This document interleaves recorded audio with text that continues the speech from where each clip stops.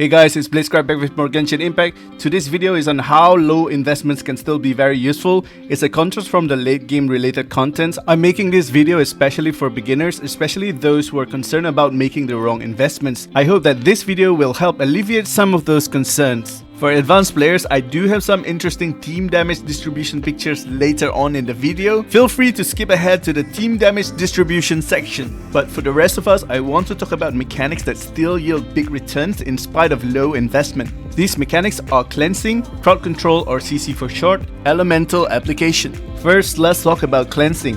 Cleansing in Genshin Impact is done by applying an elemental self-infusion. For example, here I am affected by the cryo debuff, and if I don't clear it, I suffer huge stamina cost for sprinting. However, when I apply pyro or electro to myself, the elemental interaction causes the cryo debuff to disappear. You can do an effective cleansing regardless of the character's level. What's more important is to apply the appropriate elements, so don't use Barbara's hydro self-infusion against the cryo debuff or you get frozen like this.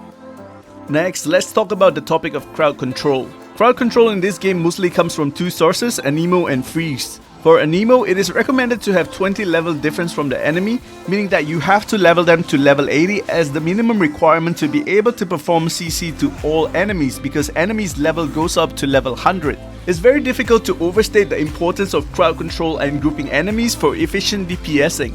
The simple logic is if there are 3 enemies and you are DPSing just one of them, you will then take 3 times as long as if all 3 enemies were being attacked at the same time. The other source of CC in the game is Freeze, and it was funny how when the 1.5 Spiral Abyss 12.2.2 first came out, I've been encouraging people to use CC there, but their response was I did bring an Anemo character but it was useless. Well, the other form of CC comes in Freeze and it requires 2 element interaction, Hydro and Cryo.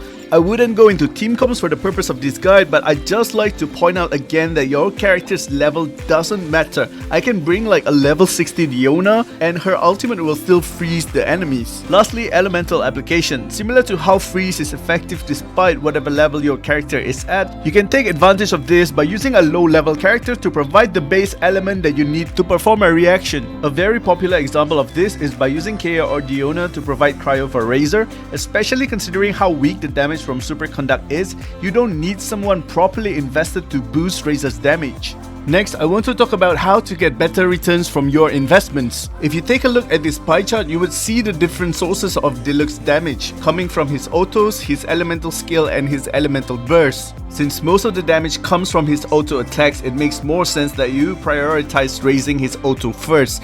Usually this means that you will get his auto to level 6 ASAP and then eventually raising his E and Q to level 6 as well.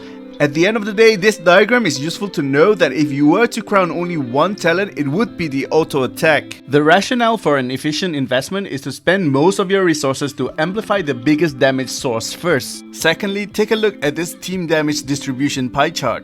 This is a simulation for when the 2 characters are run at a similarly ideal stats. But when you're looking at this, Deluxe does most of the heavy lifting, so it actually makes more sense to divest most of your resources to build your Deluxe. Of course, actually having Xingqiu deal around 90k damage is not a small amount of damage. In fact, the total damage from that is similar to the damage dealt by one of Deluxe's damage source. But bear in mind that this is the kind of return you get from Xingqiu after investing in him as much as you have invested in Deluxe, which is down to around 35% team damage increase from if Xingqiu deals absolutely no damage at all. Now for Deluxe's case, Xingqiu heavily contributes to Deluxe's power level by enabling Deluxe, giving him the Hydro element so that Deluxe can vaporize the damage.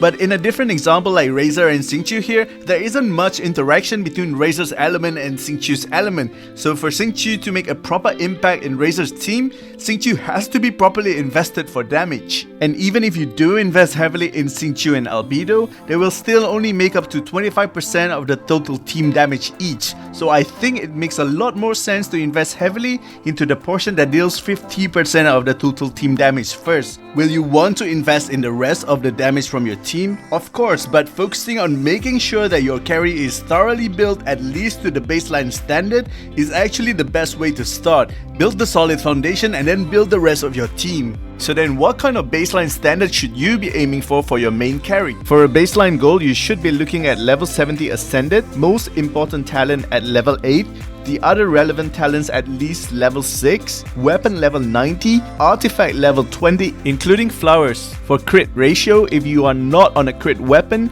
aim for around 50-100. If you are on a crit weapon, aim for at least 60-120. You may be surprised by how much easier it is to achieve 60-120 on a crit weapon, by the way.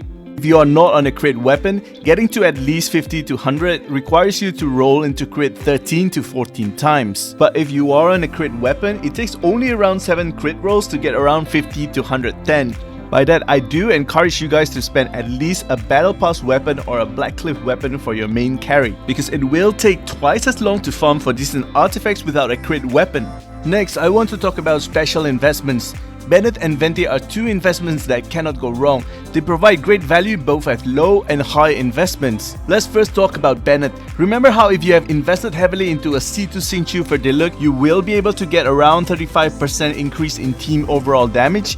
In comparison, if you had invested in a Bennett that is level 80 Ascended with level 90 weapons, his ultimate talent at level 9, you are already looking at 30% team overall damage increase, and this is without any investment into Bennett's artifacts. And for Bennett, the only artifact that you really only need is the energy recharge stance. Stick that to level 20 and you can consider it done. You now have 30% DPS increase and you also have a healer and cleanser ready. Next, Venti. Venti's damage output is top tier. He is one of the support characters where it is justified to invest in him before you even invest in your main carry. Of course, at lower investment, Venti already does so much, providing grouping and CC even without the damage, right? But a budget Venti is a meme. There are some people who intentionally invest very little in Venti because you will not be able to hit the enemies while the enemies are being sucked by Venti's ultimate. But to that I say then just use Sucrose instead of Venti, because Sucrose has better synergies with melee characters, and also the fact that you are missing out on what makes Venti great, the CC and the damage potential. Look at this clip where the enemies are all trapped in Venti's ultimate and they can't even damage you. The solution to this isn't to make Venti weaker, but you need to find the right characters that can contribute to Venti's mechanics. For the final tip, I do want you guys to take a look at this artifact rolling probability. Let's see what's in this table. If you have an artifact with 1 crit in a 3 substat roll, so something like crit rate, attack and energy recharge for example, if your aim is to get only 2 crit rolls for that artifact, you have around 26% chance that you'll be able to achieve your goal. So if you fail to get that, after 3 more tries, there's a high chance that you'll achieve it. But the one that I want you guys to pay attention to is the fact that if you want to get 4 crit rolls, the only artifact that has any sane probability is the one with 2 crit 4 rolls. It means that you have to start with 4 rolls and 2 of the substats are crit rate and crit damage. And then you probably have to repeat this process about 5 times before finally succeeding. And if you take a look at the non-crit weapon table to the right, imagine having to do that for Flower, Feather and Sands. It will be different if you guys can find a goblet with some crit stats, but the probability of that happening is already quite low. So I hope this highlights how much I recommend getting a crit substat weapon for your main carry. That's all from me. I've been BlazeScribe. I hope you guys find the video useful. Please leave a like if you do, and do subscribe for more Genshin Impact contents. Have a great one guys. Bye bye.